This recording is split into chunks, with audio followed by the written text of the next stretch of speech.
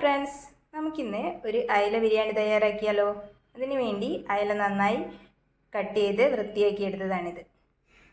ഇതൊന്ന് നന്നായി മസാല പിടിപ്പിച്ചെടുക്കാം. ഇഞ്ചി വെളുത്തുള്ളി ചതച്ചത് ചേർക്കാം.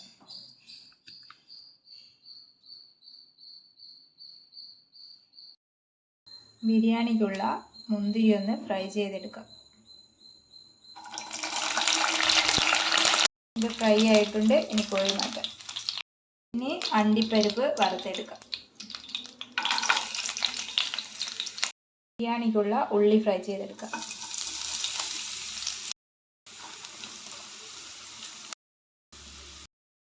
ഉള്ളി ഫ്രൈ ആയിട്ടുണ്ട്. ഇനി കോഴി മാറ്റാം. അരി ഒന്ന് പൊരിച്ചെടുക്കാം.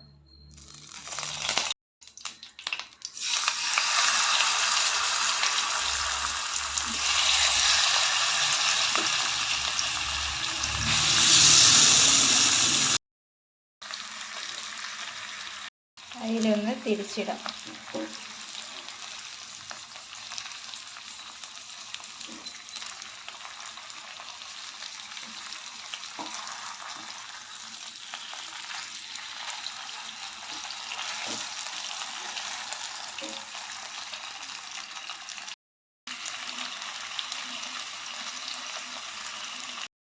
നന്നായി ഫ്രൈ ആയിട്ടുണ്ട്.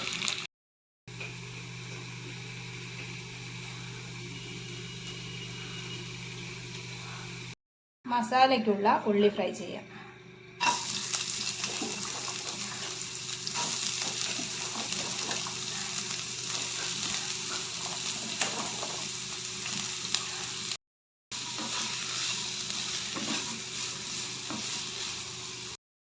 ഉള്ളി ഫ്രൈ ആയി വന്നിട്ടുണ്ട്. ഇനി തക്കാളിയും പച്ചമുളകും ചേർക്കാം.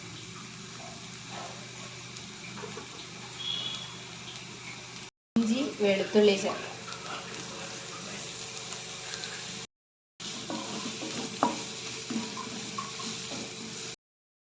ഒരു ടീസ്പൂൺ മുളക് പൊടി ചേർക്കാം.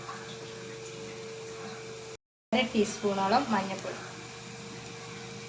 ആവശ്യത്തിനുള്ള ഉപ്പ് ചേർക്കാം. 2 സ്പൂണോളം കുരുമുളക് പൊടി ചേർക്കാം.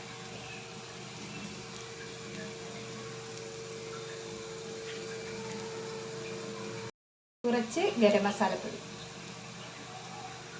1 ടീസ്പൂണോളം മല്ലിപ്പൊടി.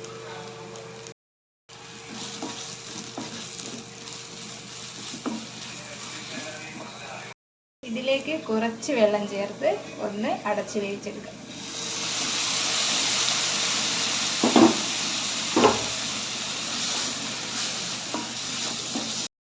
ഈ മസാലയിലേക്ക് ഇനി ഫ്രൈ ചെയ്ത് വെച്ച അയില ചേർക്കാം.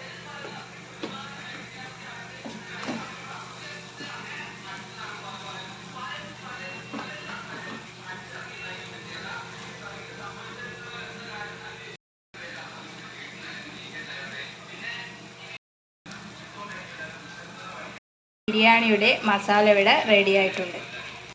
ബിരിയാണി റൈസ് റെഡിയാക്കിയെടുക്കാം. അതിനുവേണ്ടി നെയ്യ് ഒഴിക്കാം.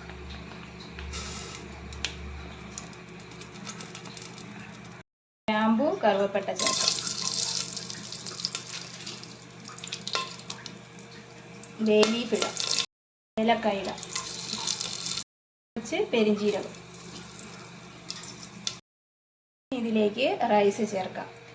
ഇത് നന്നായി കഴുകി വൃത്തിയാക്കി വെള്ളമൊക്കെ കളഞ്ഞെടുത്തതാണ്.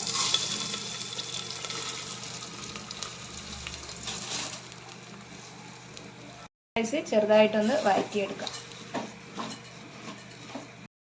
ഇതിലേക്ക് വെള്ളം ചേർക്കാം. 1 കപ്പ് അരിക്ക് 1.5 കപ്പ് വെള്ളം എന്ന രീതിയിലാണ് എടുക്കേണ്ടത്. ഇത് നല്ല തിളപ്പിച്ച വെള്ളമാണ്. ഇതിലേക്ക് ഉപ്പ് ചേർക്കാം. 2 വിസിൽ വന്നതിന് ശേഷം ഫ്ലെയിം ഓഫ് ചെയ്യാം. 2 വിസിൽ വന്നതിന് ശേഷം ഞാൻ ഫ്ലെയിം ഓഫ് ചെയ്തിട്ടുണ്ട്. ഇനി ഇതിലെ ആവി പുറത്തേക്ക് കളയണം, അല്ലെങ്കിൽ റൈസ് അതിൽ കിടന്ന് വെന്ത് പോകും. ഇത് റൈസ് ഇവിടെ കറക്റ്റ് വേവായിട്ടുണ്ട്. ഇനി ഇതൊന്ന് ദമ്മിട്ടെടുക്കാം.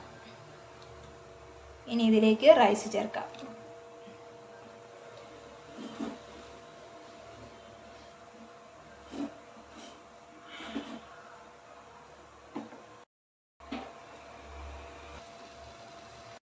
ചെയ്ത ഉള്ളി ചേർക്കാം. പുതിന ചേർക്കാം. പരിപ്പും മുന്തിരിയും ചേർക്കാം. വീണ്ടും റൈസ് ചേർക്കാം. ഉള്ളി ചേർക്കാം. പരിപ്പും മുന്തിരിയും ചേർക്കാം.